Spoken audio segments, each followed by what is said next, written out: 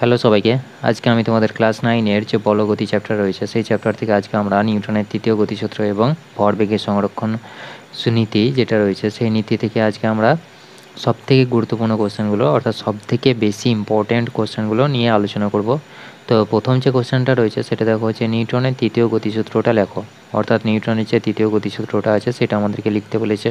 তো আমরা কিভাবে লিখব?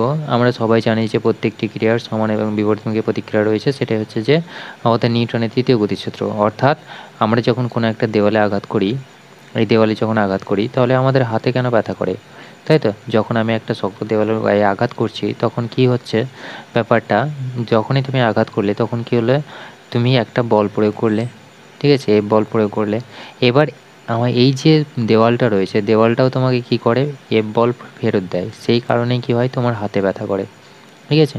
অর্থাৎ যে কোনো ক্রিয়াই হোক না কেন সেই ক্রিয়ারই কী থাকবে, একটা বিপরীতমুখী প্রতিক্রিয়া থাকবে। বিপরীতমুখী প্রতিক্রিয়া বলতে গেলে কি, এই যে ডাইরেকশানটা কিন্তু কী হবে, উল্টো দিকে হবে। অর্থাৎ তুমি যেদিকে ফোর্স প্রয়োগ করবে তার উল্টো দিকে কী হবে, মানে প্রতিক্রিয়া বল হবে, ঠিক আছে? এটা যদি ক্রিয়া হয়, ক্রিয়াশীল বল, তো এটা হবে কি, প্রতিক্রিয়া বল। তো এটাই বলছে আমাদের নিউটনের দ্বিতীয় গতিসূত্র। অর্থাৎ প্রত্যেকটি ক্রিয়ার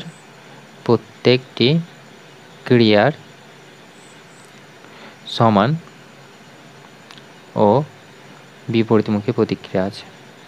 বিপরীতমুখী প্রতিক্রিয়া, এই যে প্রত্যেকটি ক্রিয়ার সমান এবং বিপরীতমুখী প্রতিক্রিয়া রয়েছে, এটা হচ্ছে আমাদের নিউটনের তৃতীয় গতিসূত্র। প্রত্যেকটি ক্রিয়ার সমান এবং বিপরীতমুখী প্রতিক্রিয়া আছে। তো এটাই বলেছিল নিউটনের দ্বিতীয় গতিসূত্র। অর্থাৎ নিউটনের তৃতীয় গতিসূত্র থেকে আমরা কি জানতে পারি, যে যখন একটা বন্দুক থেকে যখন গুলি ছোড়া হয়, সেই গুলি যখন ছোড়া হচ্ছে, ঠিক গুলি ছোড়ার পরে গুলিটা বেরিয়ে যাওয়ার পরে এই বন্দুকটা পিছন দিকে কেন চলে আসছে, তার কারণ হচ্ছে যে যখন এরা দুজনে স্থির ছিল, ধরে নাও এই জায়গাতে বুলেটটা রয়েছে, এটা হচ্ছে বন্দুক, ঠিক আছে? বন্দুকের নল এটা, এর মধ্যে কি আছে, বুলেটটা রয়েছে। এবার এই যে বন্দুকটা রয়েছে যখনই ট্রিগারে হাত দিয়ে এখানে যখন ছিল প্রথমে, তখন কি হচ্ছে, বন্দুকের কিছু একটা ভর আছে, ধরে নিলাম এমন, আর এই যে মানে গুলিটা রয়েছে সেই গুলিটারও ভর আছে কিছু, তাই তো? এটাকে ধরে নিলাম M2। তাহলে এই যে ভর, এটা কি হলো, আমি এই যে মানে ট্রিগারটা যখন দাবলাম তখন কি হলো, এই গুলির উপরে আমি একটা বল প্রয়োগ করলাম। বল প্রয়োগ করার পরে কি হলো, সেই গুলিটা যখন বাইরে বেরিয়ে এলো, ঠিক আছে? গুলিটা যখন বাইরে বেরিয়ে এলো তখন কি হচ্ছে, এই বল ক্রিয়া করার জন্য কি হলো, গুলিটা বাইরে বেরিয়ে এলো, খুব দূর, প্রচণ্ড বেগে বেরিয়ে এলো। এবার কি হবে, এই যে বলটা, সেই বলটা কি হচ্ছে, যে ক্রিয়াশীল বলটা হলো, সেই ক্রিয়াশীল বলের বিপরীতমুখী একটা বল কি হবে, এই বন্দুক যে ধরে থাকবে সে অনুভব করবে। কেন অনুভব করবে? কারণ প্রত্যেকটি ক্রিয়ার সমান এবং বিপরীতমুখী প্রতিক্রিয়া রয়েছে। তাহলে আমি এখানে যখন ট্রিগারটা দাবলাম, দাবার পরে কি হচ্ছে, যখন গুলিটা বেরোলো ঠিক সেই মুহূর্তে কি হচ্ছে, একটা প্রতিক্রিয়া বলেরও সৃষ্টি হচ্ছে। অর্থাৎ ক্রিয়া করার পর সঙ্গে সঙ্গে একটা কি হচ্ছে, প্রতিক্রিয়া বল সৃষ্টি হচ্ছে। অর্থাৎ ক্রিয়া এবং প্রতিক্রিয়া কি ঘটে, একসাথে ঘটে। ক্রিয়া এবং প্রতিক্রিয়া উদ্ভব একসাথে হয়। তো এই যে বেগটা, এবার প্রশ্ন আসতে পারে যে এই যে বন্দুকটা, গুলিটা তো অনেক দূর পর্যন্ত যাচ্ছে, কিন্তু বন্দুকটা কেন অনেক দূর পর্যন্ত যাচ্ছে না, কিছুটা কেন পিছন দিকে চলে আসছে? তার কারণ হচ্ছে যে এই যে বন্দুকটা রয়েছে, বন্দুকের যে ভরটা থাকে, অর্থাৎ আমি যে এমটা নিয়েছি, সেই এমনটা অনেকটাই বেশি হয় M2-র তুলনায়, ঠিক আছে? অর্থাৎ এই যে ভরটা কি হচ্ছে, কম হচ্ছে। গুলির ভর তোমরা সবাই বুঝতেই পারছো যে গুলিটা কি সরু থাকে, অর্থাৎ তার ভরটা খুবই কম। তাহলে সে কি হবে, যেহেতু দুজনেরই কি সমান এবং বিপরীতমুখী প্রতিক্রিয়া বল অনুভব করবে, অর্থাৎ ভরবেগের পরিবর্তন কি হবে, সেম হবে। অর্থাৎ এদিকে আমার কি হবে, যে বলটা অনুভব করবে, অর্থাৎ এদের যে গুণফলটা পাবো, অর্থাৎ MA1 ইন্টু V1 এইটা এবং M2 ইন্টু V2, অর্থাৎ গুলিটা যখন বেগ V2 হয়ে গেল তখন এদের মানটা কী হবে, প্রায় সমান হবে, ঠিক আছে? এবং অভিমুখটা কী হবে, শুধুমাত্র আলাদা হবে। এই জন্যে কী হয়, ভরটা বেশি থাকার জন্য এর বেগটা কী হয়ে যাচ্ছে, কম হয়ে যাচ্ছে, ঠিক আছে? আর আমরা কি জানি যে জড়তাই হচ্ছে কি, মানে যে জাড্য, সেই জাড্যটাই হচ্ছে কি কোনো বস্তুর যে পরিমাপ, বলতে গেলে কোনো মানে ভরই হচ্ছে কি বস্তুর জাড্যের পরিমাপ, তাই তো? এটা আমরা জানি। তো জাড্য বলতে গেলে কি বোঝায়, যে স্থির থাকার যে ধর্মটা সেটাই হচ্ছে জাড্য। তো এই যে বন্দুকটা ভারী, সেই জন্য কী হচ্ছে, এর জাড্যের পরিমাণটা কী হচ্ছে, কম হচ্ছে। মানে এই যে জাড্যের ধর্মটা, সেই ধর্মটা বেশি হচ্ছে এবং এদের যে ভরবেগটা রয়েছে সেই ভরবেগটা কী হচ্ছে, সমান হচ্ছে কার সাথে? এর সাথে। কেন? কারণ বন্দুকের ভরটা অনেক বেশি। এটাই হচ্ছে আমাদের নিউটনের দ্বিতীয় গতিসূত্র। এই কারণে কি হচ্ছে, বন্দুকটা পিছন দিকে সরে আসছে, কিন্তু অতটা মানে গুলিটা যত দূর যাচ্ছে ঠিক ততটা মানে দূরে বন্দুকটা আসছে না। তার কারণ হচ্ছে যে বন্দুকের ভরটা বেশি, আর বন্দুকের ভরটা বেশি হওয়ার জন্য এদের যে গুণফলটা অর্থাৎ M1 V1 আর M2 V2 এদের মানটা সমান হয়ে যাচ্ছে। ঠিক আছে? অর্থাৎ এখানে আমি যদি দেখি, ধরে নাও আরেকটা এক্সাম্পল দিয়ে নিলে পরে, ধরে নাও এই যে গুলিটা রয়েছে, গুলিটার ভর হচ্ছে কত? 100 গ্রাম। ঠিক আছে? আর বেগ হচ্ছে কত? বেগ ধরে নিলাম যে 5 মিটার পার সেকেন্ড। তো এই যে বেগটা এবং এই যে ভরটা, এদের ভরটা দেখো অনেক কম। বন্দুকের ভর কত হয়? প্রায় 5 কেজি মতো, তাই তো? 5 কেজি বা তারও কম হয়, 4 কেজি। তবে এর তুলনায় অনেক বেশি হয়, সেই জন্য কী হয়, এর বেগটা কমে যায়। অর্থাৎ দুটোকে তো ব্যালেন্স করতে হবে, সেই জন্য কী হয়ে যাচ্ছে, কমে যাচ্ছে। অর্থাৎ এটা অতটা আসছে না ফের পিছন দিকে, গুলিটা যত দূর পর্যন্ত যাচ্ছে, গুলিটা অনেক দূর পর্যন্ত যাচ্ছে, কারণ কি, তার ভরটা কম। এরপরে যে কোশ্চেনটা রয়েছে সেটা হচ্ছে যে রৈখিক ভরবেগের সংরক্ষণ সূত্রটা লেখো। রৈখিক ভরবেগের সংরক্ষণ সূত্রটা কি বলেছিল? যে মানে কোনো একটা বাইরে থেকে যদি বল প্রয়োগ না হয়, ঠিক আছে, বাইরে থেকে যদি কোনো বল প্রযুক্ত না হয়, তাহলে কি হবে, কোনো একটা বস্তু সংস্থার, মানে কোনো একটা বস্তু সংস্থা বলতে গেলে ধরে না দুটো বস্তু রয়েছে, তারা কি করছে, একটা সরলরেখা বরাবর অর্থাৎ রৈখিকভাবে কি হচ্ছে, গতিশীল আছে। ঠিক আছে? এর E1 বেগ, এর E2 বেগ। তাহলে এই যে বাইরে থেকে যদি আমার বল প্রয়োগ না হয়, ঠিক আছে, বাইরে থেকে যদি আমি এদেরকে বল প্রয়োগ না করি এবং এরা যদি পরস্পরের সঙ্গে ধাক্কা খায়, ধরে নাও এরা ধাক্কা খেলো, ধাক্কা কখন খাবে, যখন E1 এর বেগটা বেশি হবে, তাই তো? E1 এর বেগটা বেশি হবে U2 তুলনায়, তখনই কী হবে, ধাক্কা খাবে। তো ধাক্কা যখন খেলো, ধাক্কা খাওয়ার পরে কি হবে, এদের বেগের তো পরিবর্তন ঘটবে, অর্থাৎ E1 তো থাকবে না, তখন কী হয়ে যাবে, এটা V1 আর এটা হচ্ছে কি V2। তাহলে বেগের পরিবর্তন হয়ে গেল। আর এদের যে ভর আছে, ভরটা কি আছে, সেম আছে, এটা M1, এটা M2, এটা হচ্ছে কি M1 আর এটা হচ্ছে কি M2। তাহলে ভরের পরিবর্তন আমার কি হচ্ছে, ভরের পরিবর্তন হচ্ছে না কিছু, শুধুমাত্র বেগের পরিবর্তন হচ্ছে। তো ধাক্কা খাওয়ার পরে এই যে বেগের পরিবর্তন পেলাম, তাহলে এদের যে ভর বেগের গুণফলটা পাবো এবং এদের যে ভরবেগের গুণফলটা পাবো, ঠিক আছে, সেটা কী হবে, সমান হবে। অর্থাৎ আমি যদি এটাকে বলতে চাই তাহলে কীভাবে বলবো, যে কোনো বস্তু সমষ্টির উপর, ঠিক আছে, অর্থাৎ কোনো বস্তু সমষ্টির উপর বাহ্যিক যদি বল প্রয়োগ না হয়, তাহলে বাহ্যিক বল প্রযুক্ত না হওয়ার পরে বস্তুর মধ্যে যদি ক্রিয়া ঘটেও, ঠিক আছে, অর্থাৎ ধাক্কা যখন খেলো, তার মানে কি, তাদের মধ্যে একটা অন্তর্ক্রিয়া ঘটলো। তো অন্তর্ক্রিয়া ঘটলে পরে ওই যে বস্তু সংস্থার মোট যে রৈখিক ভরবেগ পাবো, ঠিক আছে, মোট যে রৈখিক ভরবেগ, সেই রৈখিক ভরবেগ কী থাকবে, সবসময় অপরিবর্তিত থাকবে। ঠিক আছে? সবসময় কী হবে, অপরিবর্তিত থাকবে। এটাই হচ্ছে কি আমাদের ভরবেগের সংরক্ষণ সূত্রটা। অর্থাৎ যদি আমি লিখি তো কী লিখব, যে কোনো বস্তু সমষ্টির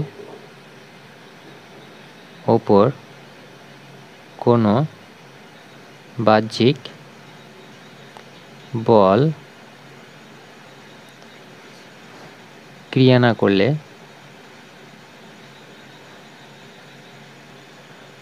করলে কী হবে, ওই যে বস্তু সমষ্টির মধ্যে, মানে ওই যে সংস্থাটা রয়েছে সেই সংস্থার মধ্যে, অর্থাৎ বস্তু সমষ্টির মধ্যে যদি অন্তর্ক্রিয়া ঘটে, বস্তুগুলির মধ্যে অন্তর্ক্রিয়া ঘটলেও কী হবে, মোট যে রৈখিক ভরবেগ, অর্থাৎ বস্তু সমষ্টির মোট রৈখিক ভরবেগ কী হবে, সংরক্ষিত থাকবে। মোট রৈখিক ভরবেগ সংরক্ষিত থাকে। ঠিক আছে? অর্থাৎ মান এবং অভিমুখ কী হবে, অপরিবর্তিত থাকবে। অর্থাৎ মান এবং অভিমুখটা কী হবে, মানে পরিবর্তন হবে না। এটাই হচ্ছে আমাদের রৈখিক ভরবেগের সংরক্ষণ সূত্র। এরপরে যে কোশ্চেনটা বলেছে সেটা হচ্ছে যে নিউটনের তৃতীয় গতিসূত্রের সাহায্যে রৈখিক ভরবেগের সংরক্ষণ নীতিটি প্রমাণ করে। অর্থাৎ নিউটনের তৃতীয় গতিসূত্রতে আমরা কী পেলাম, এফ সমান হচ্ছে কি মাইনাস অফ এফ, মানে এটা যদি F1 হয় ক্রিয়া, এটা হবে কি 2, অর্থাৎ ক্রিয়া সমান হচ্ছে কি প্রতিক্রিয়া বল। তো এখান থেকে আমাদেরকে প্রমাণ করতে বলেছে যে রৈখিক ভরবেগের সংরক্ষণ সূত্রটা আমাকে প্রমাণ করতে বলেছে। অর্থাৎ এই যে ক্রিয়া সমান হচ্ছে কি প্রতিক্রিয়া, অর্থাৎ প্রত্যেকটি ক্রিয়ার সমান এবং বিপরীতমুখী প্রতিক্রিয়া রয়েছে, এই যে সূত্রটা, এটা থেকে আমাকে কি প্রমাণ করতে বলেছে, যে দেখা হচ্ছে মোট রৈখিক ভরবেগ কী থাকবে, সংরক্ষিত থাকবে। তাহলে এখান থেকে আমাকে কী করতে হবে, আমাকে নিউটনের তৃতীয় গতিসূত্র থেকে আমাকে প্রমাণ করতে হবে ভরবেগের সংরক্ষণ সূত্র। তো আমরা কী পেলাম, যে রৈখিক ভরবেগের সংরক্ষণ সূত্র থেকে কী পেলাম, যে বস্তুর যে আগে মুহূর্তে অর্থাৎ M1 U1 plus M2 U2 সমানই হবে কি m1v1 প্লাস m2 v2। এটা হচ্ছে কি নিউটনের মানে ভরবেগের সংরক্ষণ সূত্র থেকে আমি এটা পেলাম। অর্থাৎ আগে যেটা থাকবে সেটা সমষ্টি এবং পরের যে মানে বেগ পরিবর্তন হলো অন্তরক্রিয়া ঘটার পরে যে বেগ মানে ইয়েটা পাবো, ভরবেগের যে পরিবর্তনটা পাবো, সে তারা কী হবে, পরস্পরের মানটা কী হবে, সমান হবে। ঠিক আছে, অর্থাৎ প্রথমে যে ভরবেগ পাবো ক্রিয়া ঘটার পরেও তাদের ভরবেগ কী পাবো, আমি সেম পাবো এবং অভিমুখে কী হবে, সেম হবে। ঠিক আছে, এটা হচ্ছে কি ভরবেগের সংরক্ষণ সূত্র। তো এটা আমাকে প্রমাণ করতে হবে কোথা থেকে, এখান থেকে। তো দেখো যে এটা ধরে নিলাম, অর্থাৎ মানে যখন m1 কী হচ্ছে এদের মধ্যে, এটা যখন m1 এবং এটা হচ্ছে কি m2, এদের মধ্যে যখন অন্তঃক্রিয়া ঘটছে তখন এটা হচ্ছে কি 1 নম্বর বল, এটা হচ্ছে 2 নম্বর বল। তাহলে 1 নম্বর বল কী করছে, 2 নম্বরের উপর বল প্রয়োগ করছে। সেম যখনই আঘাত করলো, আঘাত করার পরে কি হচ্ছে u1 আর এটা হচ্ছে কি u2, আঘাত করার পরে কী হবে, এও তো কিছু বল একে ফেরত দেবে, তাহলে সেটাকে আমি ধরে নিলাম f2। তাহলে এই যে f1 এবং f2, এটাই আমি এখানে লিখলাম যে এরা কী হচ্ছে, পরস্পরের সমান এবং বিপরীতমুখী বলটা প্রয়োগ করছে, তাই তো। তাহলে এখানে আমি যদি এই সমীকরণ থেকে বসাই, তাহলে আমরা কি জানি যে f সমান হচ্ছে কি ma, তাই তো, f সমান ma। তো এইখান থেকে আমরা কি পাবো, দেখো যে f সমান ma, অর্থাৎ আমি a সমান আমি কি জানি, a সমান হচ্ছে কি আমাদের ত্বরণ। তাহলে বেগের পরিবর্তন কতটা হলো, যখনই ধাক্কা খেলো, অর্থাৎ ধাক্কা খাওয়ার আগে কি হচ্ছে u1, ধাক্কা খাওয়ার পরে কি হলো, বেগের পরিবর্তন হলো। বেগের পরিবর্তন হচ্ছে কি, আমি এটাকে v1 ধরে নিলাম আর এটা হচ্ছে কি v2। ভর তো আমার সেম থাকবে, m1 m2, ভরের কোনো পরিবর্তন হয় না। তাহলে এইখান থেকে আমি কি পাচ্ছি, বেগের পরিবর্তন হলো। তাহলে এই যে প্রথম বস্তুটা আমি নিয়েছিলাম, প্রথম বস্তুটার যে ভরবেগের পরিবর্তন হলো, সেই ভরবেগের পরিবর্তন কতটা হলো, দেখো হচ্ছে এখান থেকে আমি কি পাচ্ছি, অর্থাৎ এখানে যদি আমি দেখি যে কিছু একটা খুব অল্প সময়ের মধ্যে কি হচ্ছে, এই পরিবর্তনটা ঘটছে। তাহলে এখান থেকে আমি যদি বসাই এ সমান আমি কি জানি, বেগের পরিবর্তন বাই সময়। ধাক্কাটা লাগলো, ধাক্কাটা তো খুব অল্প সময়ের জন্য লেগেছে, তাই না, তাহলে খুব অল্প সময়ের জন্য লেগেছে। তাহলে এখান থেকে যদি আমি বসাই তাহলে কী পাবো, দেখো যে V minus you by T, অর্থাৎ প্রথম বস্তুর জন্য, অর্থাৎ এটাকে যদি আমি v1 u1 বলি, তাহলে এই যে প্রথম বস্তুটা রয়েছে তার জন্য বেগের পরিবর্তন কতটা হলো, এটা হচ্ছে। আর m1 তো আমার রয়েছে, তাই তো, যখন আমি 1 নম্বরটাকে দেখছি, তাহলে এটা পেলাম কি 1 নম্বর জন্য, অর্থাৎ f1 এর মানটা এটা পেলাম।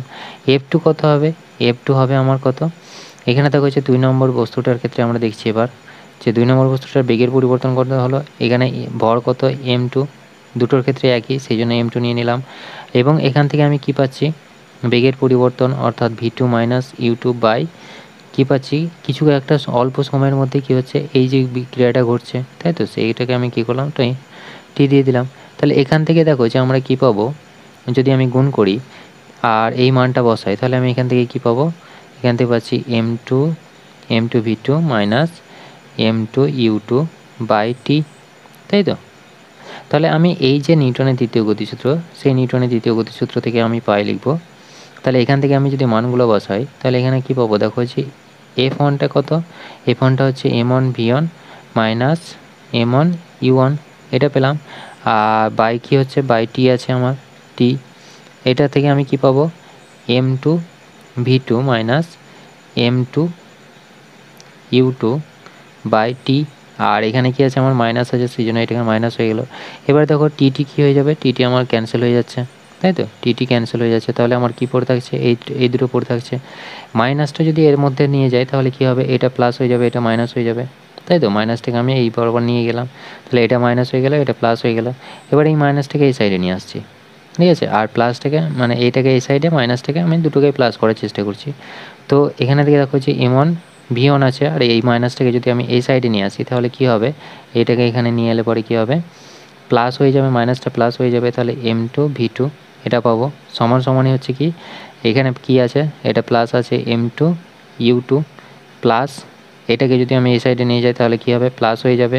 আর এখানে কি রয়েছে m1 u1, ঠিক আছে। তো এইটা দেখো যে আমাদের এই যে জায়গাটা থেকে m2 u2 plus m1 u1 সমানই হচ্ছে কি আমাদের m1 v1 plus m2 v2।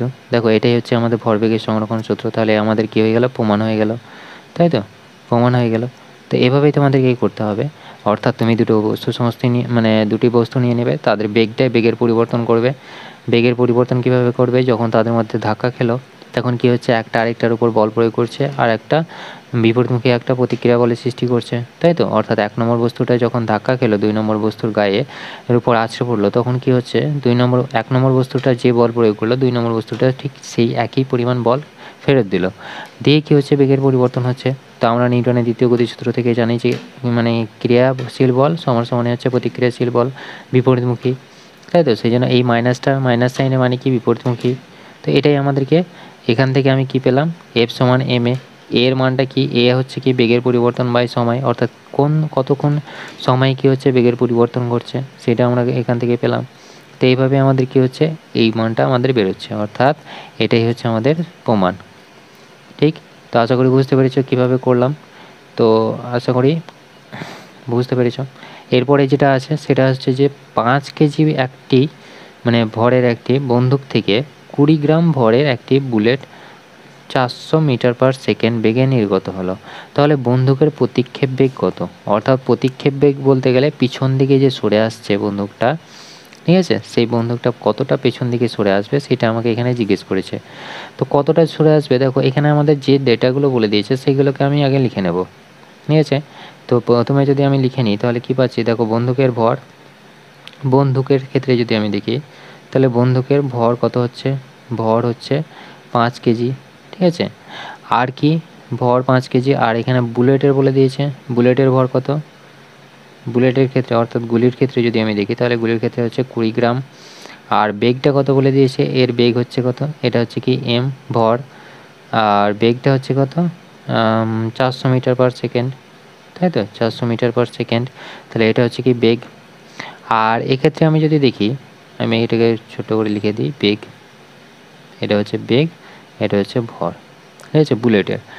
আর এক্ষেত্রে দেখো যে কী হচ্ছে, এক্ষেত্রে ভরটা আমার হচ্ছে, তাই তো, আমাকে কি বলেছে, প্রতিক্ষেপ বেগ কত, অর্থাৎ বেগটা কত হবে আমাকে জিজ্ঞেস করেছে, ক্যাপিটাল ভি আমি ধরে নিলাম, বেগটা কত জিজ্ঞেস করেছে। তো এখানে দেখো যে যখন গুলি ছোড়া হয়নি তখন কি হচ্ছে, আমরা ভরবেগের সংরক্ষণ সূত্র থেকে আমরা কি জানি যে এমন, ভরবেগের সংরক্ষণ সূত্র থেকে আমরা কি পেলাম, ভরবেগের সংরক্ষণ সূত্র থেকে দেখো আমরা এখান থেকে পেয়ে যাচ্ছি এম1 ভি1 সমানে হচ্ছে কি m2 v2, অর্থাৎ এখান থেকে আমার যে প্রাথমিক বেগগুলো রয়েছে সেগুলোর যোগফল m1 u1 plus m2 u2 সমানে হচ্ছে কত m1 v1 plus m2 v2, ঠিক আছে।